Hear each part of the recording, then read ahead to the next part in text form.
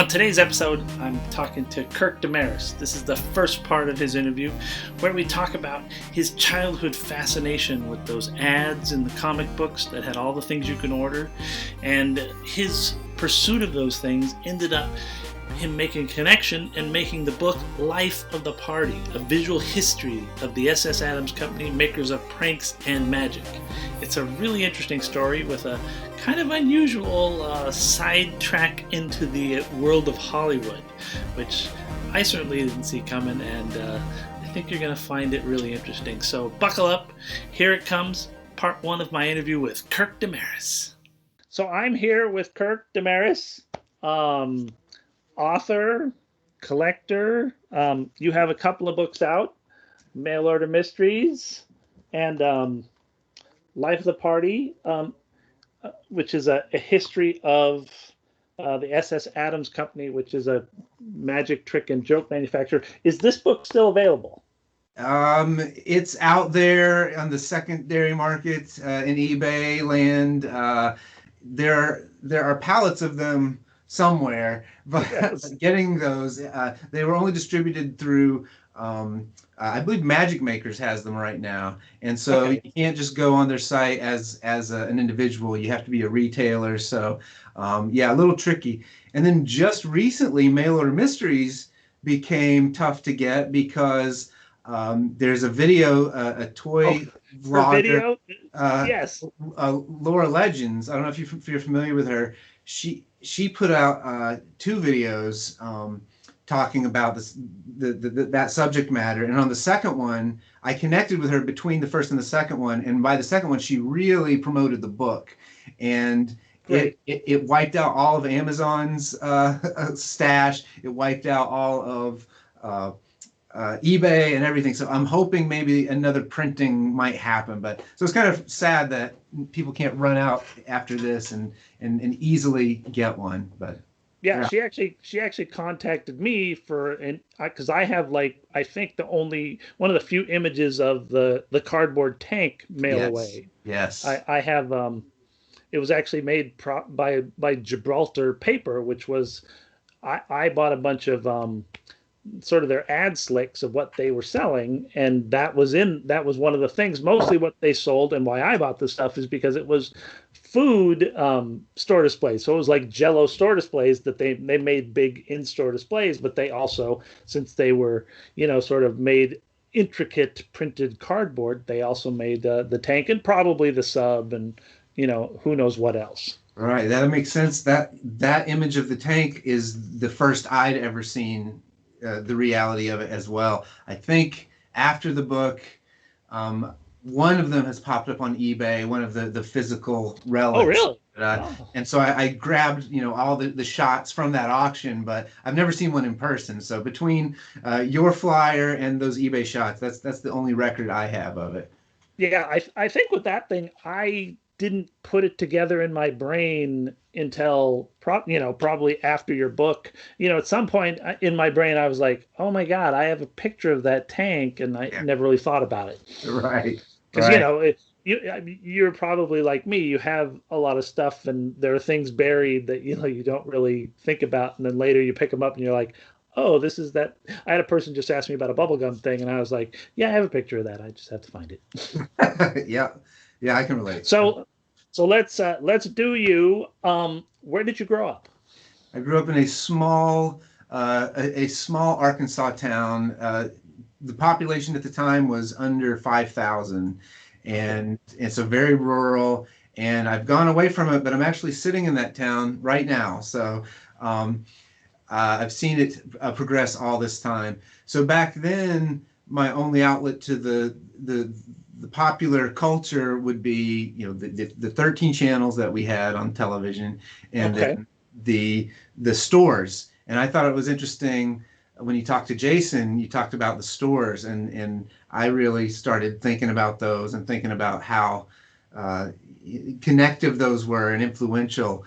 And so I started narrowing down the stores that I frequented, and I have some visual aids here. Oh, this is excellent. Yes. Okay. So store number 1 would be It's also weird coming from here because the fourth Walmart store is in this town.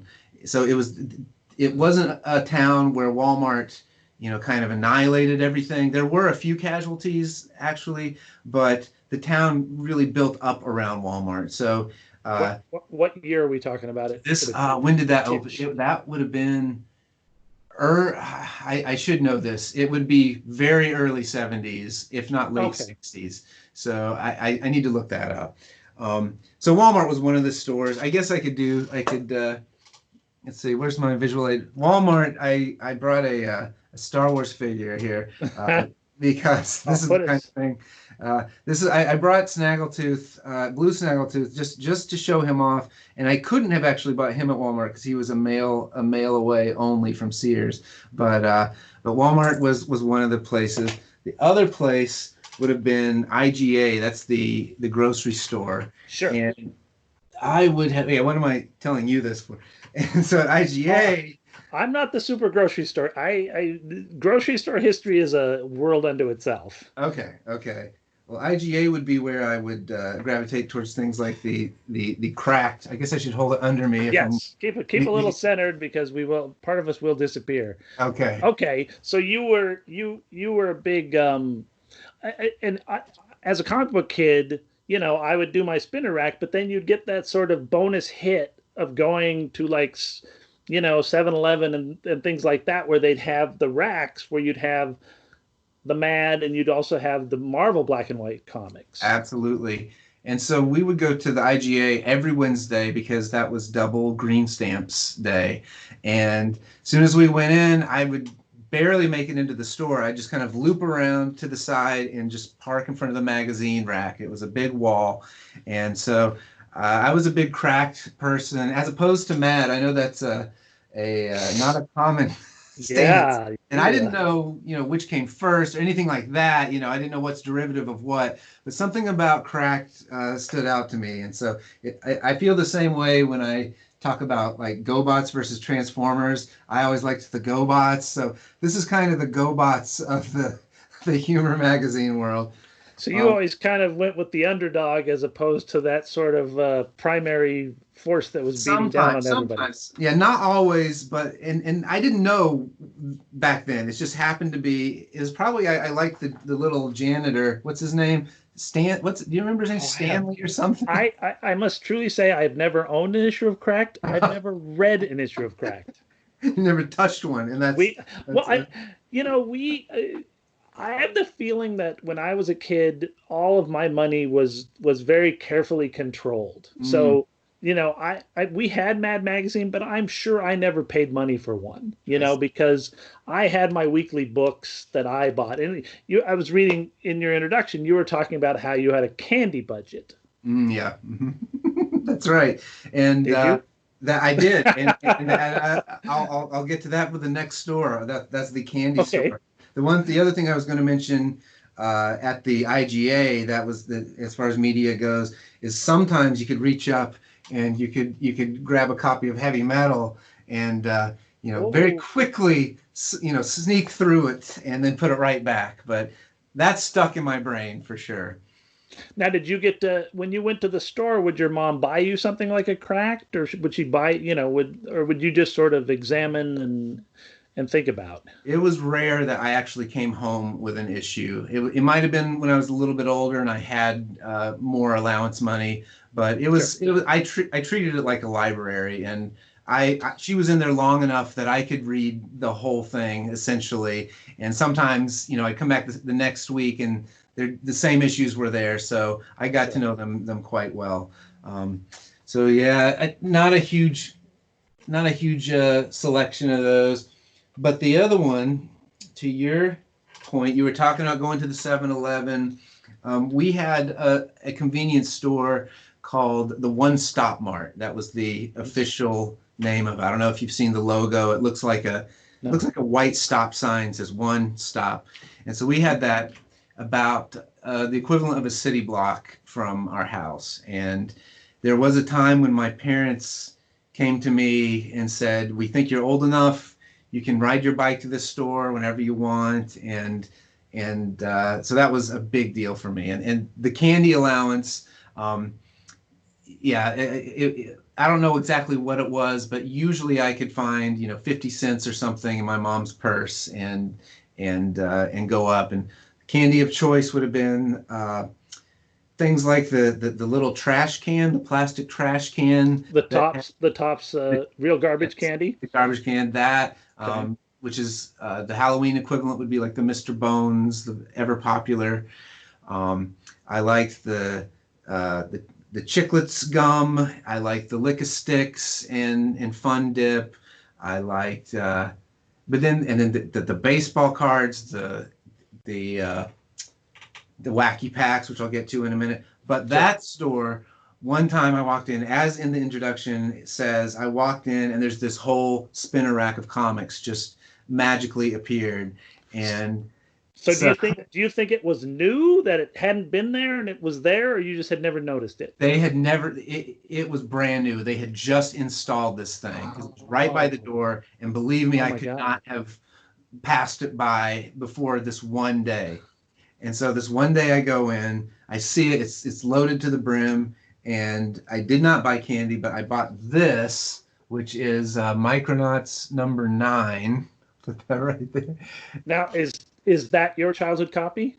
I have two of these. One is and one isn't. So it may be. There's a 50% chance that this is the childhood copy. But I mean, you have a childhood copy from your first comic book, and it's in that kind of condition. I do, yeah. I was Wow. pretty You're particular with the way I treated my toys. I did not, blow anything up or wad it up and put it in my pocket. I've always been kind of a neatnik and a collector, and so a lot of my stuff's in pretty good shape. That's great. So yeah, so this was the comic, and I was confused because I had a couple Micronauts and they don't look like these Micronauts. No, they don't. So that really threw me. But Because here, yeah, I remember having the same experience. I remember buying the time travelers in their yes, little thing, yeah, which I would almost swear they were like 99 cents. I mean, they were really cheap, uh-huh, and then the comic book came out and you're like, what the heck's going on? yeah. I was, and that really threw me. Yeah, my expectations were shattered, and I think that's one of the reasons why the Johnson Smith ad here really stood out to me. And there's this particular issue. It has the Johnson Smith full page ad. It has the Fun Factory on the back. It's got the prizes for cash, and so I spent more time, I think, studying these little, printed stores than I did, consuming the comic content. So that's definitely an influence right there. Other stores would be about 45 minutes away. Well, back then it was probably closer to an hour. We had a Woolworths, and I know Jason mentioned Woolworths. Sure. And it was like we already had our Walmart, but Woolworths had its own unique items, and so it felt like another dimension or something. Yeah, Yes. I liked they had things like the Sergeant Rock figures and weird knockoff Opening stuff. action.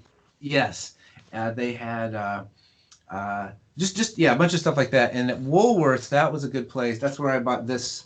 This is the Wacky Packages album right here, the sticker album. Now, And what year would this be? well, I got 1978? into this. I got into when they were reprinting them, probably in like '79 or something like that. And so yeah, it was the reprints from the '60s. This is a little later than that. I don't know if it even has a date in here, but this would be probably early '80s. Yeah, I'm not seeing a date. Okay. But yeah, Woolworths, just like Jason described, it was they had the little luncheonette. It was in a mall, and so you'd go up. They had popcorn popping all the time. So you get that the whiff of the popcorn, the people. You could sit and people watch if you wanted. You'd go in. The ceilings were kind of lower than the Walmart ceilings, Yep. and there's this all different candy brands, all different toy brands. They had a record section that I would go through. I got my first Power Records Fantastic Four origin story. I got it Yes. at Woolworth. So very magical, but I didn't get to frequent that like I could any of these other places. And that made it obviously more exciting. Uh, but yeah, so the Did one-stop, did the they have Walmart, a pet department there? a pet, say that again? Did they have a pet department? Pet department in the Woolworths? That sounds familiar. Across the very back, maybe. I don't know if I'm just fabricating that, but um, yeah, that wasn't on my frequent stops list. I did at Walmart. They had the pet department, and I bought the first thing I ever saved up allowance for was a Creature from the Black Lagoon fish tank ornament, which is now, if I would have just never opened it, it's worth hundreds or if not more. I do still have it, but he's been all his fingernails have broken off multiple times, and he's glued here and here and here. So yeah, I love that the pet department as a source of toys. Yes, yes. The old Penplex was the company that made all those. They made all sorts of crazy ornaments, which I collected them at one point, and I never found one of those creatures. That's really cool. I have a handful of them. I loved that so many of them had a skeleton in there. There's the moving skeleton. There's the reclining skeleton. There's the skeleton that pops out of the barrel. There's the pirate skeleton. All that. Yeah, I loved the spooky factor of those things. Now, okay, so is that the sort of the breadth of the main sort of stores that you really sort of piqued your childhood interest? Pretty much. There was a Ben Franklin store. Are you familiar with Ben Franklin? Is it a drugstore? It was a I don't five and know. dime, and then Okay. a craft store. I think later they once Walmart's came through, they got more into the craft side of things, and they had some. If you couldn't find a certain Star Wars figure at Walmart, you might be able to find it at Ben Franklin, and it was pretty magic. It's right downtown, or was right downtown. I ended up working for it the last year it was open, and had good memories doing that. And they had, the candy display. It felt like a dime store where you could get the big bulk candy. They had, what was funny, they had this beautiful rotating display of peanuts, and there was a light bulb, keeping it warm. So it was like people, oh, fresh roasted peanuts. And once I worked there, and they were somewhat expensive for just regular old peanuts. They're just like, Mr. Peanut. Once I worked there, I realized we were getting low on the rotating, heated peanuts. I'm like, well, who's our supplier for these? What do I have to bake these? What's the procedure? And they said, no. They would walk out to the candy aisle, grab some Sather's peanuts, tear it off, dump it in there, and charge like twice the price because it's spinning and heated by a light bulb. That was you learned a lesson that day. I did. It's all about presentation, but yeah, so Ben Franklin. Yeah, those are the stores. Okay, so let's dig into life of the party. All right. SS Adams. SS Adams. Did you ever own any SS Adams stuff as a kid? I tried to own them a lot earlier than I ended up owning them. If you go back to this comic in one of these ads, I think the Johnson Smith ad, there are a number of SS Adams products. I don't know if I can see one right off the bat, but Fun Factory too. One of the products, where is it? I don't want to waste too much time here. But is the old snake in the can was one that stood out at me. And one day in school, so of course I asked my parents, can I buy this stuff? They said, no, it's a ripoff. You're forbidden. And one day at school, a kid comes in and he has a snake. I'll get it right in front of me there. He has one of these, and it is the snake in the can right there. Oh my God! And this is back when there's a trap in the bottom. I don't know if you probably can't see it, but there's a trap in the bottom that has in some cases they would have beans, in some cases they would have little metal things, But anyway, you get that illusion. This is also when the snake is made from a cloth sheath, the very classy cloth snake. If you find one of these now, you're going to get a plastic sheath if you're lucky. Oh. Sometimes you get one that's half this size too. So they've deteriorated quality wise. And I did find out that these, even the spring inside was made in-house at SS Adams. I eventually got to see massive green machinery that has a huge industrial spool of wire. You send that thing in, and this comes out right here. It was amazing. So then, jumping ahead, we'll get to the factory. So somebody would they'd make the spring, and then somebody would have to stick that spring into that cloth and then sew up the ends. Yes, I don't know about who sewed it, but they may have actually, received the fabric and sewn the cloth sheath in-house as well. I'm not positive. Surely they did to begin with, because they originated, the whole product. But yeah, that's exactly what happened. They yeah. So this kid brings in the snake nut can, and I'm going crazy over this thing. I'm like, see, I knew the stuff in that comic was good. I knew it was good. My parents, they didn't know. And this is one of the better pieces. And it turns out there was this little novelty shop that opened up downtown, right down from Ben Franklin. And they had it was one guy with one card table selling probably a dozen joke and magic items. So I went in there and I bought this one. Again, I have several of these. This may be my childhood one. This may not be, but I have my childhood snake nut can.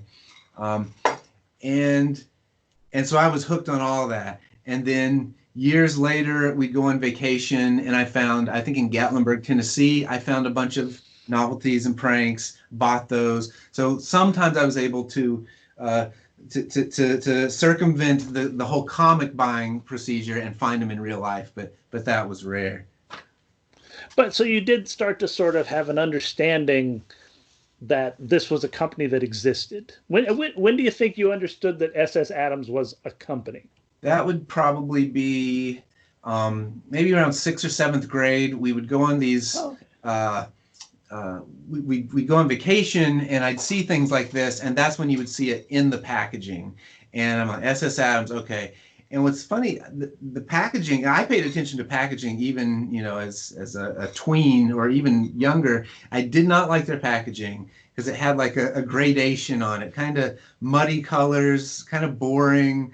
And so that sticks out at me. And so then once eBay came along, I had Adams in mind, and I was collecting them by name. Okay. Yeah. So, now, were you on eBay from essentially day one? Yeah, I believe my account was started. I started hearing about it at toy shows. I'd hear eBay. I had no idea what that was. I only had internet access through work, and so I was working in a factory too, and so I had very limited. But found it, eBay, okay. So yeah, I signed on. I think in '98 was when I got on there. Very first thing, this maybe 97, 96. Anyway, the first thing that I ordered was the X-ray specs, because I'd never found that in a store or anything. And actually, I ordered that just online, not through eBay. And I ordered that. I'll tell you what I'm laughing at in a second. I ordered a Joy Buzzer because it said SS Adams Joy Buzzer. And I ordered some other prank items. And it was from a place called Garner Novelty or something. And then so I received them, and the X-ray specs. I'm sorry, go ahead. I know who you ordered them from. Okay. I believe that's Randy Garner. Randy Garner he actually collects funny face drink mix stuff, and I've dealt with him a long time. I think for years and years, I could be getting this all mixed up because, but he also was selling fake dog poop and stuff, right? Okay. I think he loved that stuff so much. He was one of the first guys to sort of try and do that. Interesting. I'm going to have to try and dig up his email and ask him about that. Cause I'll see if I may still have my old correspondence even I'll see if I can find that, see if it's the same Garner. And Yeah. what's funny though is I got the Joy Buzzer, and it was not a genuine SS Adams Joy Buzzer. It was some other company, and very uncharacteristic of me, I got a bit confrontational about it and sent this email just complaining that you advertised SS Adams. This is not Adams. This is inferior. I think I even acted like I would have bought more if this was anyway. That's why I'm laughing. So I was outraged that it was a knockoff. And to his defense, though, there was a time when SS Adams, they were knocked off so often, they started buying the knockoffs of their products for cheaper than it costs for them to make the product, and sold knockoffs. So he could have got that through SS Adams. I thought that typically happened like more like 50s, 60s. So I doubt it, but I don't know what his response was. I didn't get a replacement though from them. Uh, so yeah, so eBay changed everything, and that's when I started trying to track down SS Adams things, and that's what led to the book, in fact. Well, so here you tell a story in the book about how you bought some stuff off eBay and it ended up being from the son of the founder. That's Why don't, correct. why don't you run us through that story a little? Yeah, it was. I should have brought those as visual aids. There was a set of 50 display cards, and you could, if you're a shop owner, you could have put them in the window. You could have had a display case and had the product and laid these cards next to it. They're about this big, about 3x5, and they're yellow, and they had nice illustration on them. And there was an unused set. Someone was selling unused, probably they were straight out of the Adams warehouse, and they were selling for about $50. I had lost an auction, and then I won a second round, and that was back when you had to. You couldn't just press the PayPal and it's all taken care of. That's when you had to email and say, "Hey, I'm the winner of this auction," and they would write back, "Okay, here's the address," and all that. And so when I saw that it was being sold from Asbury Park, New Jersey, which is right by Neptune, New Jersey, I saw the guy's name is Chris Adams. I thought there's no coincidence here. And I asked him in the email, "By the way, are you related in any way to the Adams company?" He goes, "Yes, my name's Chris. That's my grandfather, and he started the company. I've worked for the company." And I'm flipping out. I'm like, this is worth more than those cards were worth to me. And so I just immediately just pelt him with questions and ask him. I say, "Hey, could I come up and maybe tour the place?" And he's like, "Nah, for insurance reasons, we better not." Like, 'cause I'm like this crazy You're a crazy guy. in mid-America begging to just wander around. So I can understand that. But he did send me the product, and I was happy with him. And I had his mailing address at that point, so I would just send him stuff sometimes. And so, what year was it? In 2003, some friends of mine, we were wanting to get into filmmaking, just on our small scale, little amateur indie level. And I had created a character for my website. And that was the other thing. Right when I found eBay, I immediately started secretfunspot.com, where I was posting things about SS Adams and making little visual galleries, before there were, Flickr and stuff. And you had a presence. We're going to get back to that, because Okay. that's a whole thing I want to dig into, is because I have the feeling that it was your site that made me make my site. Oh, wow. I really have the feeling. High praise there. Okay. I have the, because I mean, we'll talk about it a little now, I guess. Back when the internet started, there was nothing on there, Yes. and people like you and me went there to try to see what we wanted to see. Yeah. And I remember, going to your website and seeing stuff, and I was like, "Dang, I want more of this." And of course, I was like, "Well, I guess if you're doing it, I better figure out how to do it." And And you had a lot of really fun, neat things, and it was. I don't remember what I really loved on there particularly. It's funny. I went back and looked at your site in preparation for this, and the graphics are all so tiny. Yeah, You because it know, was like because and mine 600 is by 800 monitors. Yeah, so it's this big now. yes, the images are just these little, and when you go back to my thing, you'll find all sorts of things, and the images will be Yeah, just yeah, because that's what we were working with. yeah. That would have filled the screen back in the day. Yeah. Okay, so you're working on the film. Oh yeah. So for the website, I was working at for a greeting card company making their e-cards. That was my day job, and Okay. in the process, I learned Flash, and I was like, now that I can do Flash, I can make cartoons. And so I thought, what cartoon can I make? And so I went to the whole novelty inspiration and made a little story about a kid who had some money and wants to order one of these novelties out of a comic book. And so it was just like a 3-minute cartoon, put it on there, really fun.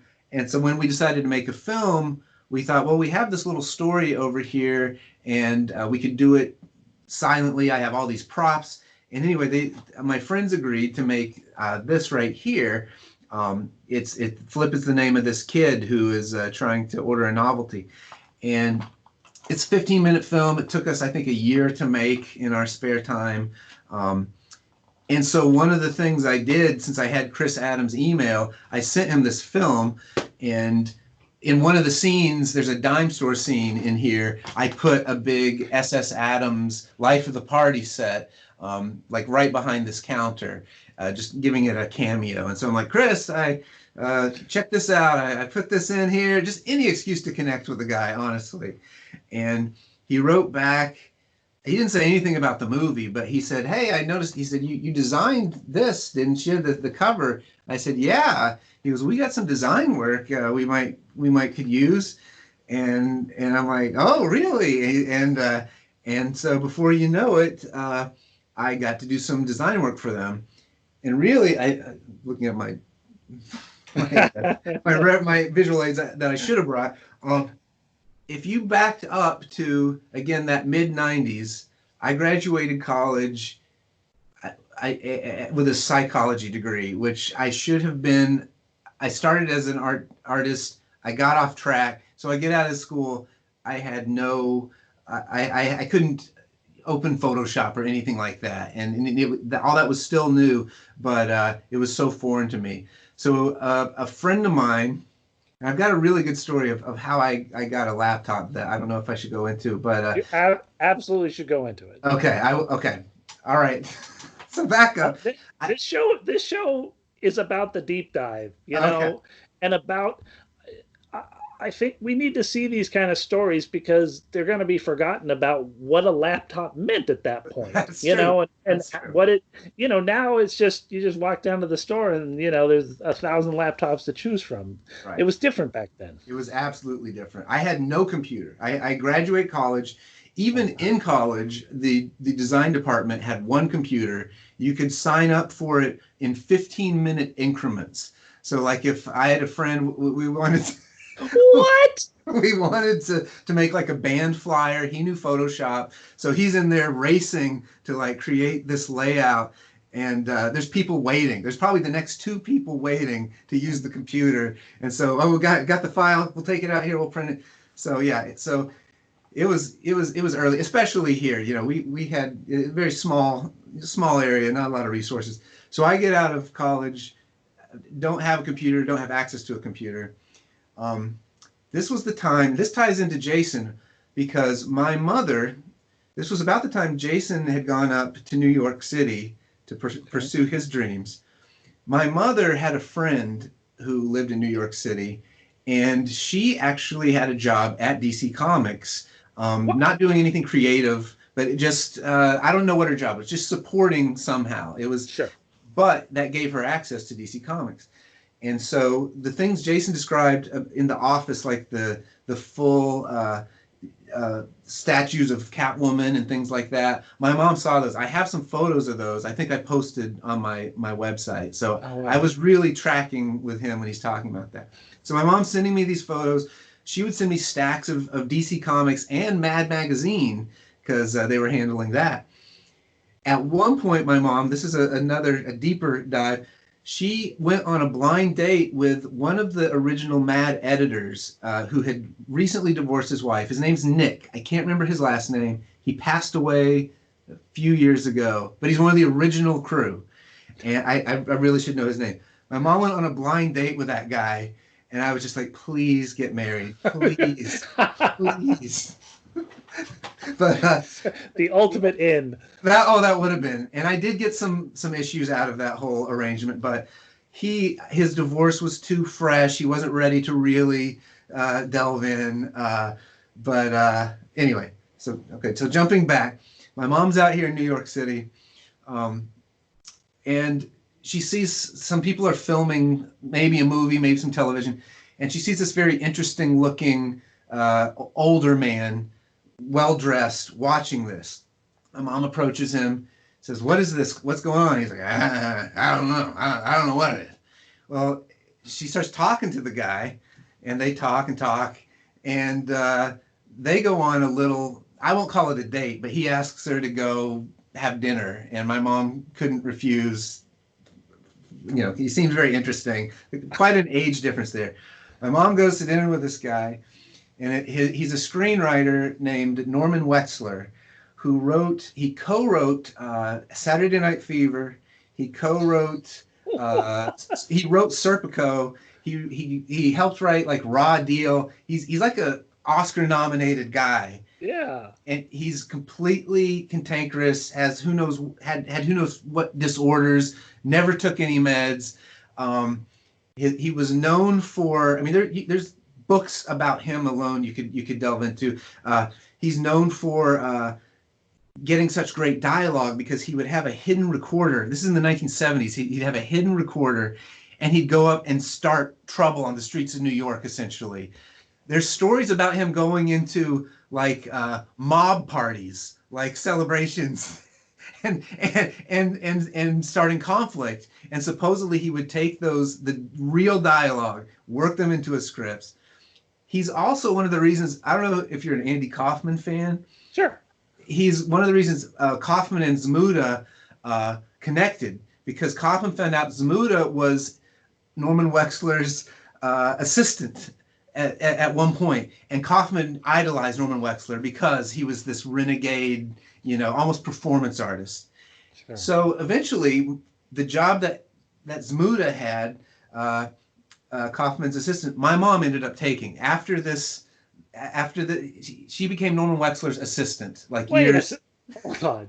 She met him at random on the street, went out with him, and became his assistant. Yes, within a matter of weeks. I mean, it was crazy. And she has incredible stories about him.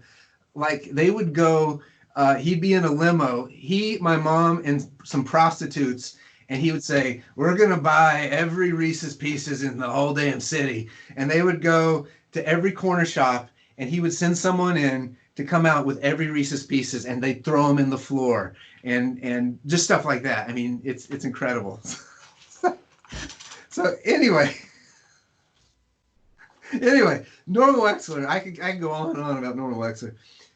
Okay, my mom ends up, she's not living out there. She's working a lot of the time remotely from this Arkansas town, and she would fly out there some. She'd come here. And I'm dying to meet Norman. I'm dying.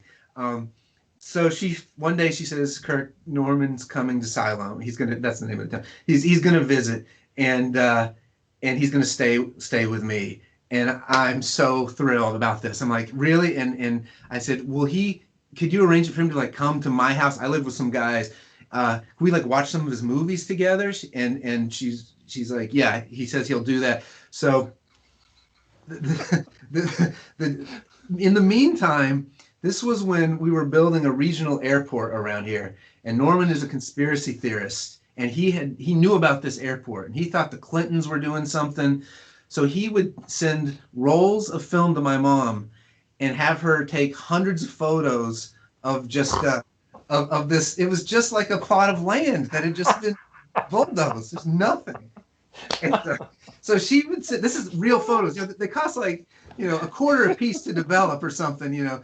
But she's taking hundreds just of nothing, and she's sending him stacks of prints. This big. It's in more. I need more.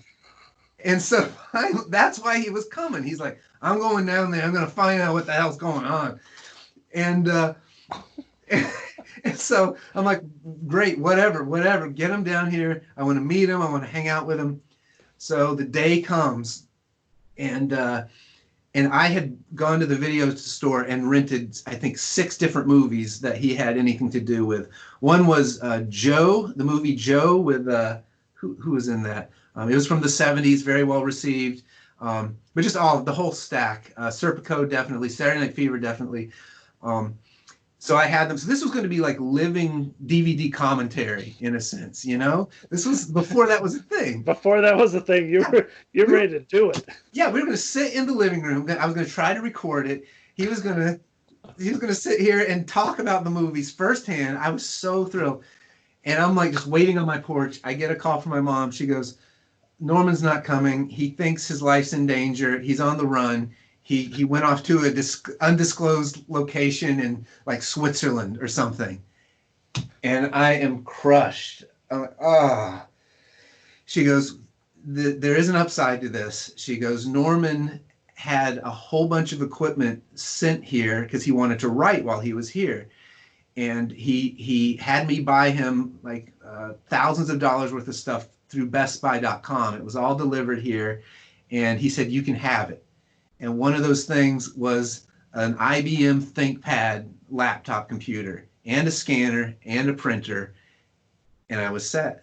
And so I never got to meet Norman. I mean, he gave me some gifts, through my mom, but he gave me my career. That was it right there. I mean, that literally helped you become a designer. That is why everything has happened to me that has happened to me professionally. That was, I could not have afforded a computer at that time. I mean, I was working in a factory. So yeah, it was a huge life-changing deal. So that's incredible. A friend of mine gave me a pirated copy of Photoshop. And then I'm like, all right, let's do this thing. So I think if I could design anything I wanted to in my life, what would I design if I had the dream gig? Well, I would design an SS Adams catalog. That was the first thing. That's your number one. Your number one. Number one. And I'd never seen their catalog because only retailers could buy those.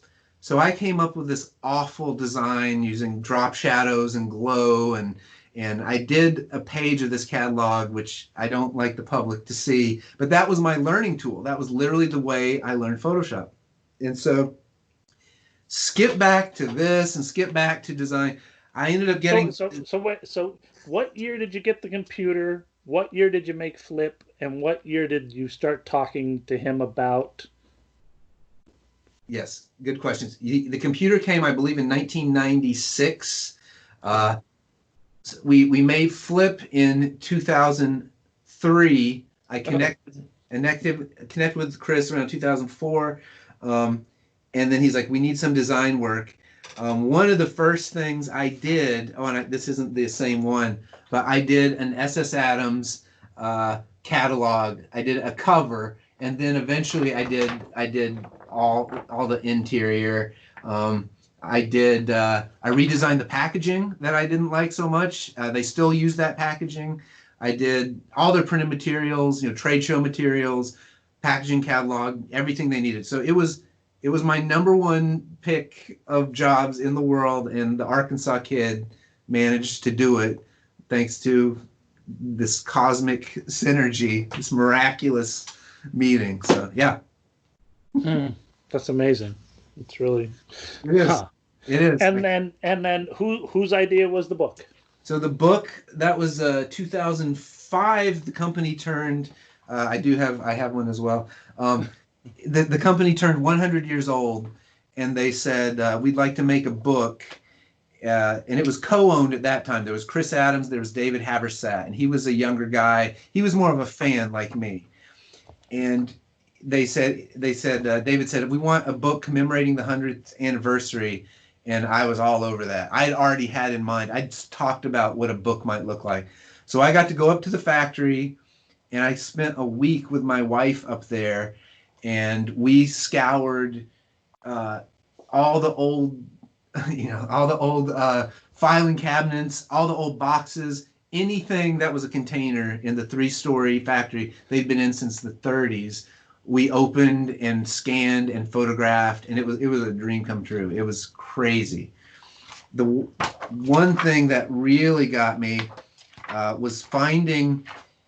I mean, it was essentially a factory. They did all the packaging there. They were actually hollowing out, coins. There were big green machines that were making magic tricks there on the premises, even in 2005.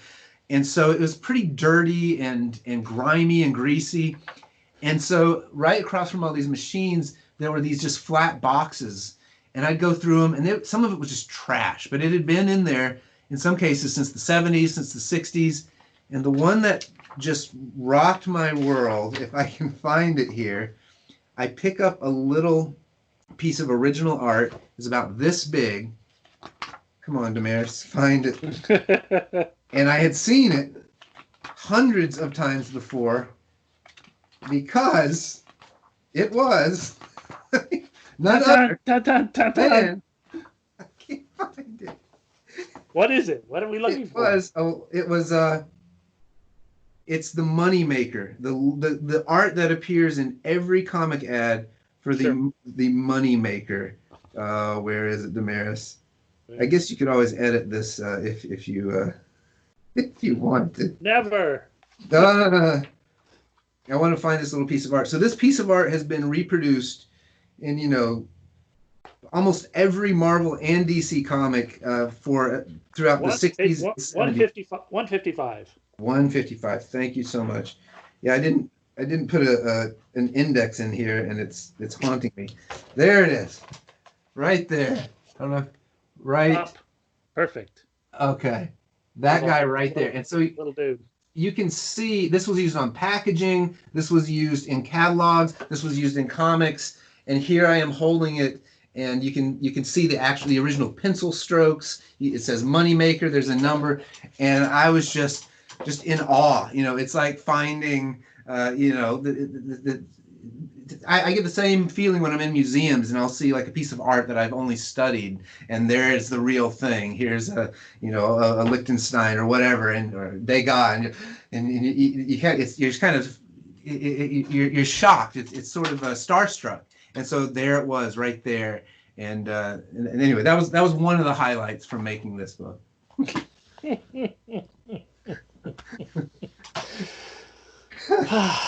Anyway, so that's the story. So we made the book, we put it out, and it was awesome. I managed to connect with Chris Ware just through his website. Just emailed him. So the introduction of the book, which I'd forgotten until I just pulled it out, is by Chris Ware, who is ostensibly one of the most significant alternative, maybe not underground, but non-mainstream comic artists of the past 20 years. Definitely. And one of my all-time favorites. Yeah. I have many visual aids I could grab right now. Yeah. How did that happen? He had a website, and it was not an art website. It was dedicated to like ragtime music, which is one of his passions. And sometimes he has done some art related to that. I can't remember the name of it, but I went to it. I knew it was his site, dug around, and found an email address in the Contact Us. It didn't necessarily say it was Chris, but I took a chance because I had just been reading the Acme Novelty Library, and he painstakingly recreates these Johnson Smith style ads, hundreds, thousands of them. So I was like, this was like a month before we were going to publish, and I was like, this guy, if anyone, gets this stuff, and I love this guy, and any excuse to reach out to this guy. And so I found that address, just emailed him. It's like an Earthlink account or something, and I hear back from him. And at first I was skeptical. Was this really him? But yeah, it was him. And I told him about the project. He did it for free. I said, I have no money. But I sent him all the pages I had laid out. And I just asked, would you do an intro? And he sent an intro over. And I knew he had done intros for other passion projects before too. And so yeah, that was that in and of itself was just a wonder. And I sent him a whole bunch of vintage Adams stuff and a bunch of copies of the book and stuff, trying to compensate. But man, and then Chip Kidd, he sent my materials to Chip Kidd, who I was a massive fan of. Chip Kidd. Let's see if I have.